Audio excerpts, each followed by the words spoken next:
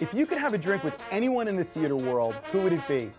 I'm Anthony Caporale, and I'm running through my list. Each week, I'll sit down with cast members, bartenders, and personalities from New York's theater district and get a behind-the-scenes look at what it's like to live, work, and play on Broadway. Come have a drink with us on Broadway Bartender. Welcome to Broadway Bartender. My name is Anthony Caporale, and we are here at New World Stages, home to my show, The Imbible, A Spirited History of Drinking. This week, we're going to start our episode off with a drink called a Tolstoy Tang. And if that doesn't clue you in as to the show that we're going to be discussing, you need to check the board at TKTS. All right, so we're going to start with a shaker tin that I'm going to fill about halfway with ice. And I'm going to add 1.5 ounces of vodka per drink, so that's 3 ounces total.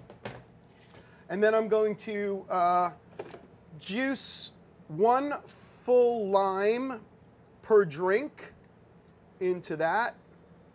So that's going to be 2 limes for our recipe today.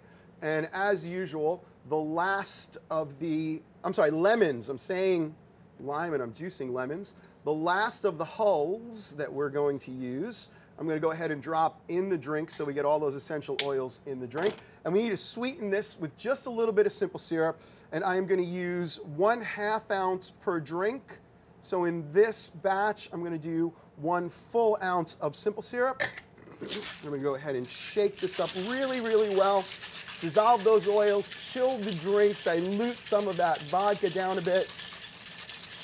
And when that's nice and cold and diluted, I'm going to strain it into 2 of our Collins glasses.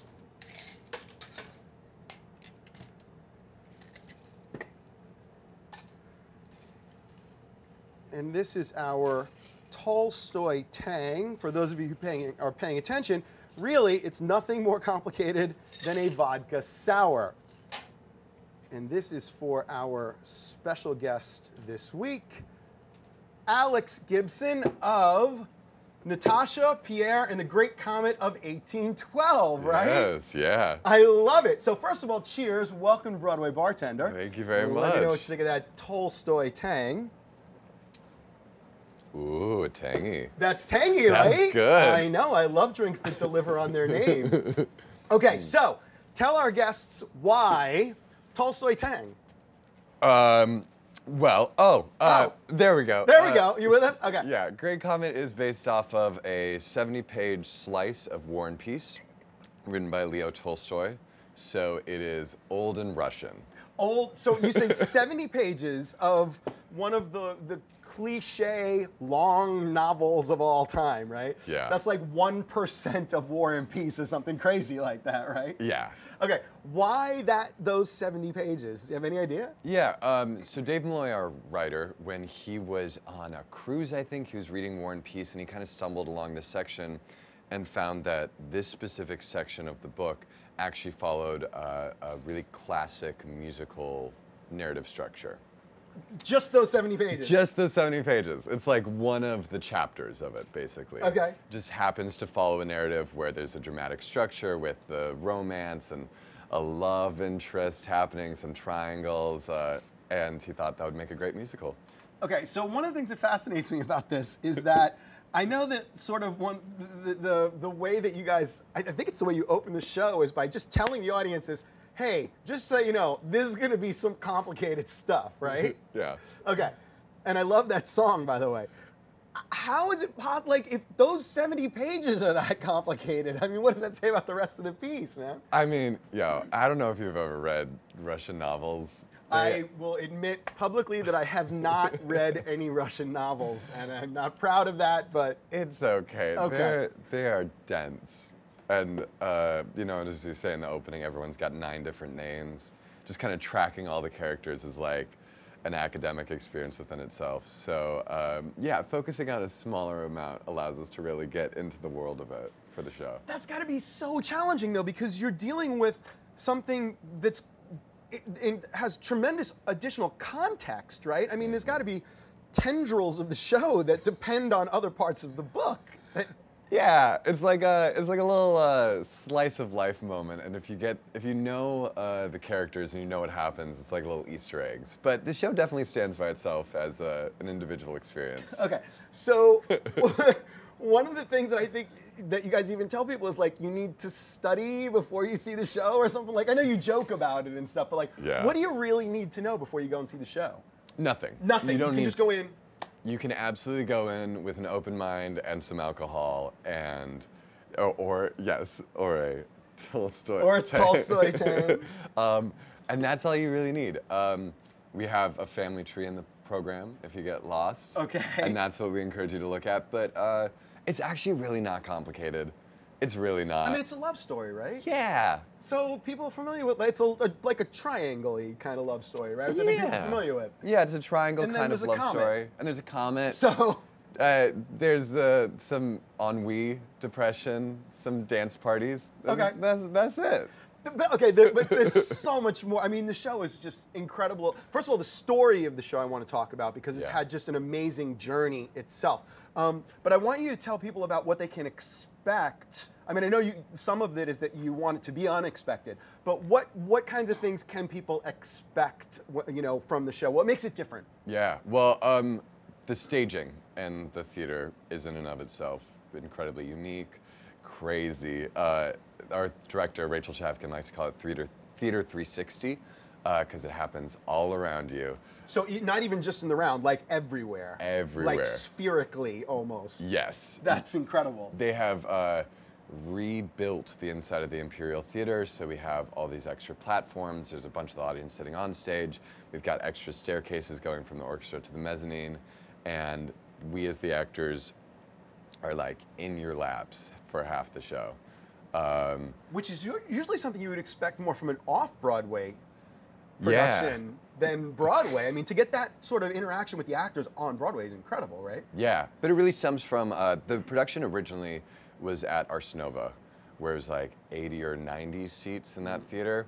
And so just by nature of being in that small of a space, it was immersive, for lack of a better word. Right. And they've really stayed true to that design, and each time they've done a different production of it, it's gotten a little bit bigger. So this is just the natural outcome of continuing to grow the size of the theater. And how many seats do you have now? About 1,200, I think. Yeah. From 80 to 1,200. Yeah, it's a little bit more. Congratulations, that's incredible. Now, you mentioned drinks. Are there drinks available? Do you have like signature drinks? Or? They do. I mean, they're all sold at the bars. Right. There are 3 bars in our theater to give you easy access. So imbibing is part and parcel of sort of the experience. Absolutely. Not discouraged. Not discouraged at all. There's a number where we run through the audience and I cheers everyone I can find who has a drink, and we all tell everyone to hold up their drinks and like sing a Russian drinking song with us. We have a drinking song in the Bible. You guys need to come see it. Ours is with cavemen, but still, no. Vaguely similar. Seriously, yes. you guys come see the show. I've always thought that I would never say that like similarities between the Bible and what you guys are doing are a completely different league. But the whole immersive aspect of it is something that is near and dear to my heart, and obviously our production, we run through our little audience and do a lot of that. Is that something that you think is a trend in theater today? Is that something you think is we can expect to see more of? Is some of the audiences how do they relate to it? I mean, the audiences enjoy it? Yeah, I mean, the audiences love it, I hope, but it's also it's intense. It's intense to be that involved with the audience, and we take you to some places during the show. We go to a club, we go along the Russian countryside. I don't know if that's true, but there's a kind of pardon me if this sounds like really obnoxious to say, but when you're at the show, you're a part of the show. And you're not just an audience member. Like, one of the things that makes it so special is that we're all in this room together experiencing the same things, which is true for any theater experience, but just because of the way it's set up, it feels a little more of an intimate experience, I guess. Yeah, I mean, it seems like you guys. So there's obviously the traditional proscenium type theater where there's the performers, then there's what they call the fourth wall, right? Yeah. That the performers stay behind usually, and then there's the audience. And in many productions, they break that fourth wall and interact. It seems like with you guys, there is no fourth wall. No. There's four walls, and everyone's in those. It's almost like you've taken the audience and put them behind the fourth wall with you. Absolutely. Yeah. They are part of the house. We're all safe from the storm together. That's amazing. I love it. Okay, so this Broadway debut, right, for you? Yeah. What a crazy show. I mean... Yeah. It's been, I mean, getting to make my debut in this show is absolutely insane. It's been such a pleasure. The company is so incredible, so wonderful to work with. And being in the ensemble of this show, like everyone in the ensemble gets to be unique and have their own kind of relationship to the audience.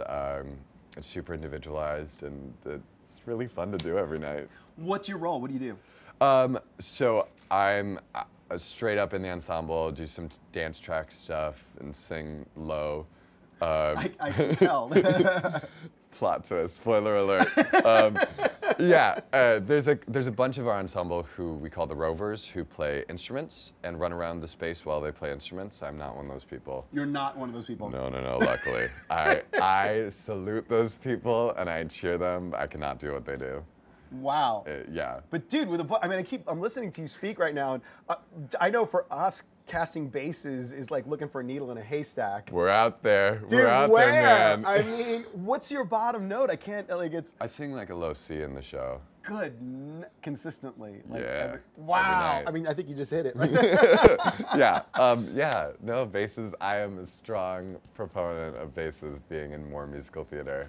Oh, I can tell you as a casting director that, please, from your lips to the bass's ears, man, if you want to work in theater and you're a bass, you will have jobs. I mean, that's fantastic. But, so you don't play an instrument. Yes. No. You're a singer. Are you dancing as well? There's a lot of dancing. They when they went to this Broadway production, they were looking to add a few more tracks, specifically some dancing tracks to help fill out the space. Because you know, as they've gone with every production, just as the space has increased, they've added more ensemble members so that there's constantly people at your feet no matter where you're sitting.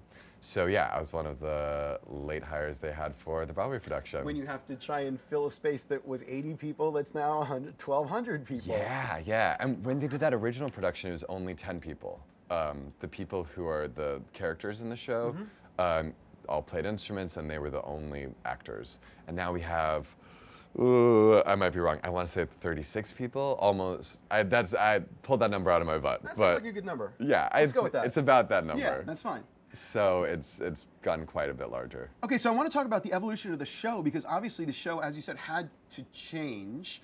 The journey of the show fascinates me, but you know, and then I want to hear about your personal journey too. I mean, how you land something like this as your Broadway debut. But tell me a little bit about you know, how the show started, and you know, how it got to where it is now. Yeah, so it started at Ars Nova, and it was heralded. People loved it. They were freaking out about it. Groundbreaking from day one. Yeah. And they then moved it to an off-Broadway venue downtown. Ran there for a little bit, and then they moved it to a more uptown off-Broadway location in a tent. Actually, a tent that was set up in the parking lot that's next to the Imperial Theater. Really? Dun, dun, dun. Did they know? No. But maybe the relationship came from there. Yeah, Wow. maybe they spoke it into being just by being there for so long. Tent, I remember the tent production was like big news. Oh yeah. I mean, it was a fully, I say tent, and that makes it sound kind of like, oh, it's like in a tent, but like, no, that was an incredible, fully produced, amazing off-Broadway experience. And that ran for a while. Yeah. And they did that. And then recently they did a production at the ART Theater in Boston, where they were adapting it to see how can we do this in a proscenium space, how do we figure it out when it's not in a tent built from the ground up. And then they moved it to the Imperial Theater. So there was... Now playing on Broadway. All right, so let's plug it. Imperial Theater, what's the website? Oh, I don't know. Oh, no, I don't know. That mug to the, okay. Some website. Google Natasha Pierre and the Great Comet 1812. Great Comet on Broadway.com. Okay. I'm sorry, I'm doing a bad job. All right, yeah. So we'll find it. We'll put it up. It'll be easy to get to. So it sounds like it was controlled growth. I mean, it seems things from the outside always seem like they're comet like. In you like how what I did there? I like what you did. They seem, but this was very. Planned and measured, and I know the show closed for a little while in between some of these runs. Yeah. So it seemed like it put a lot of thought into how they translate this originally very intimate experience into this huge Broadway. And I imagine successfully. I mean, they were able to keep the essence of that first show. Yeah, I mean, it's really, really insane how much they were able to keep the integrity. There we go. I was going to say tenacity. That's No, it's a good word too. But yeah, they're all good words. But this was better. Yes, the integrity of the intimacy of the design, the kind of immersive nature of it, and then adapt it just to larger and larger spaces. Especially given that they had never done it in a proscenium before the ART production. Right. And so half of that was just figuring out, like, what do we do with the space? And then the Broadway production was the first time they had a mezzanine. So it's how do we involve everyone in this level and make sure that if you're on the ground floor, you can see things just as well as the people who are up there. So yeah. I always have so much respect for especially artistic properties that can grow commercially, very successful, but without compromising the artistic integrity. Do you know what I mean of what they try and do? Because sometimes it's very easy to ride the success and just grow without trying to remember who you are and what got you there. Yeah. And we see that all the time, obviously. But I mean, kudos to you guys, because I haven't seen the show. My bad. Well, I have this other show going. I'm going to get there. You're a little busy. It's I'm going to okay. get there. I'm dying to. It's been on my list forever, and it's just been been an amazing thing to just watch, because the reviews have just been consistently off the charts, and the people that I know who've seen the show are consistent. Like, you must go see this show. It's literally one of the most unique experiences running, I think, in New York, and now you can say that for many years, in various iterations. Absolutely, yeah. And a lot of that I do have to give credit, because you're very kind, but I had nothing to do with it. I came in for the last version. I was like, talk to me. Yes, how'd this happen? But it is really the incredible nature of our director, Rachel Chavkin, who is a visionary in terms of what she's able to do. The scenic designer, Mimi Lian, who's infused an architectural background with this scenic design into really creating something that it seems impossible that it could have appeared in the same space that Les Mis was, a year ago. Right. And Paloma Young, who's our costume designer, has created these insanely intricate, beautiful costumes that have to be able to be just as beautiful up close as 60 feet away, because I'm often this close with an audience member. So really, it's that team, and Sam Pinkleton, our choreographer, Bradley King, the lighting designer. Sorry, now I have to put everyone in, but it's literally, it's this group of all these creatives who have been with it basically since the very first production, who have stayed with it and have been able to maintain the integrity. And they feel that love and investment and ownership of the show. Yeah, yeah. That's amazing. Yeah, when I came into it, I came in just for this, the Broadway production. When I came in for rehearsals, like, they knew what it was. They knew the baby they were figuring it out. Yeah, and they had, because they had invested so much care and time with it previously, like, it was a bada bing, bada boom kind of let's set it up. Was it welcoming to you? Or was it intimidating to come into that sort of environment? I mean, they were the most welcoming. I was intimidated, but that's me. That's all on me. They were incredibly lovely. So tell me about your story. How long? So singer, actor, dancer? Yeah. All three. For how long? I mean, is this like something you wanted to do from when you were young? Did you come into it older? When I was really little, I got my start being an Irish dancer. Was how I got into it. Like river dance? Yeah, like the whole yeah. Really? Exactly that. Yeah, that was it. That was it. You did it. Wait, so is it true that that started because dancing was illegal in Irish pubs and they didn't want you to tell? Do you know? There is a version of the history. I've heard it was also on boats because they'd be dancing. Well, yes, but they weren't supposed to be dancing, and so the windows all cut off like here, and so it just looked like... You wouldn't move anything above the window. Yeah, you just like... so weird. And then your feet are like going crazy below. I don't know how true that is. It's a great story, though. It is. It's like 36 people in the cast. Who cares? It's a great story. Who cares? It's a number, yeah. Right. Okay, so Irish dancing? Yeah. So How old were you? I was itty bitty. I went to... We qualified for like world championships when I was like in middle school. In Irish dancing? Yeah. From where? Where were you? Milwaukee, Wisconsin. Is in the world championships for Irish dancing? There's a crazy... Now you're just making stuff up. I'm not. Really? Literally, there's so many insane little pockets of Irish dancing culture, like all over this country. Really, and it's in all these places, especially ones like are vaguely Irish. Maybe, you know, like I have some Irish history in my blood, but it's this huge subset of culture, and it was really intense when I was involved. I loved it a whole lot, and then it got too intense, so I had to leave. And then I did... Can we not talk about that? Oh, no. I was like, what is it? I didn't mean to say it like that. Just like, it just took up a lot of time. Oh, okay. Yeah, I thought there was like, there wasn't dead bodies involved or something. All right. No, we can't talk about that. Okay. All right. Anyway. This drink is really good. It is a lovely drink. Yeah, so I stopped doing that, started doing theater in Milwaukee. There's a really great theater community there. Yeah. Yeah, it was really wonderful, and I started doing that a lot. And then I went to NYU for school. Okay. New studio on Broadway, and I loved it a whole lot. And just been working since I've been out of school, and then this came up. Just came up. Just happened to get... They were looking for a bass dancer, and I can't imagine what that's. I can't even find a bass singer, let alone a bass dancer. I'd worked with Sam Pinkleton, who was our choreographer on a show like a year earlier. So I knew him when I got into the room and kind of knew his style. And it was a really good fit. We did a bunch of like freestyle dancing at this audition because they were building new tracks around us. And my go-tos were like folk dancing and like voguing, which as it turns out are the perfect combination for the show I'm in. Well, lucky for you. Lucky for me. I never even thought those two things would exist in the same person. Oh, get ready. Okay. This show, yes. So if we go see you, we'll be able to see you Vogue-ish and folk dance-ish. Yes. In Natasha, Pierre, and the Great Comet of 1812. Just as Tolstoy intended. Yeah, you'll see me in some booty shorts and some at a crop top, living my fantasy. Okay, you know what? I'm gonna have to just take my show down and go see it for a night because that I can't miss. Yeah. All right, ever bartend? No.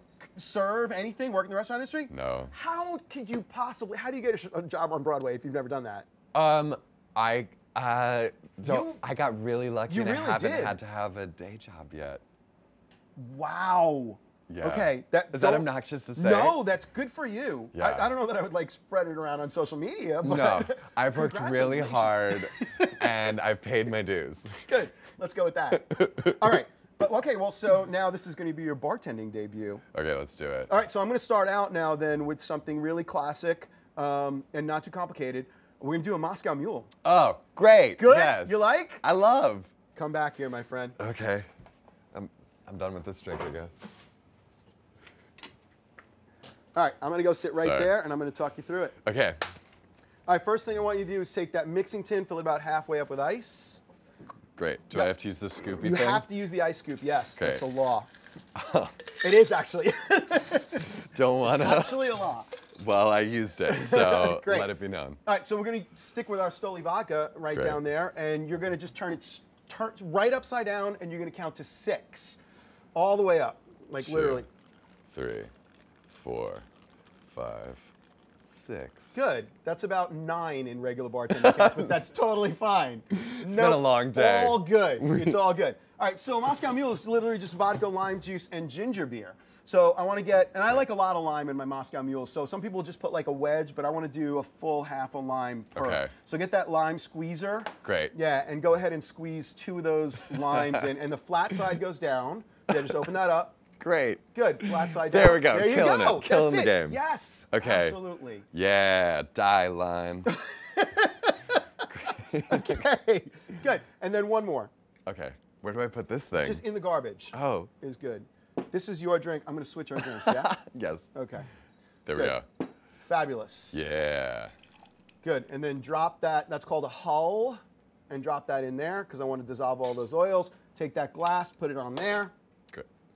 Good. And just shake, man. It's like you've been doing this forever. Yeah. Now I see how you booked your first show without having, because you're just naturally good at things the first time. You know, I have nothing to say to that. Okay, so now you can take the glass off. Fabulous. And you have a strainer. You're going to put the spring side down on top of the glass. Yeah.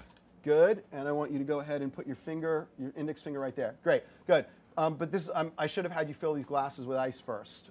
Oh, I can do that. Good. Go ahead and do Okay, that. great. This will Sit right on there. hold. Yes. With the thing. Scoop. With the scoop. Because it's the law. Because it's the law. The law. How much should I all fill the these way. up? Always Oh. all the way with ice.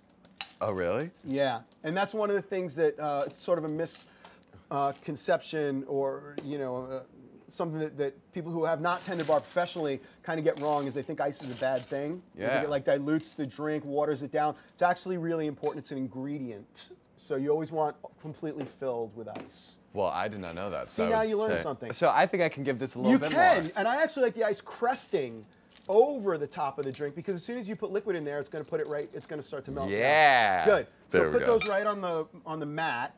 Fabulous. Now I want you to fill each of them just about halfway. You may have some extra Great. because you had a little bit of a long pour with that vodka. That's fine. Stop. Great. Right there. Good. Fabulous. Good. And now we're going to top it with ginger beer. Yeah. Now this is traditionally served in what kind of glass? You know? In those, what do you call? They're copper. Yes. Oh, is it And just called they're mugs. Copper mugs. That's what they're called.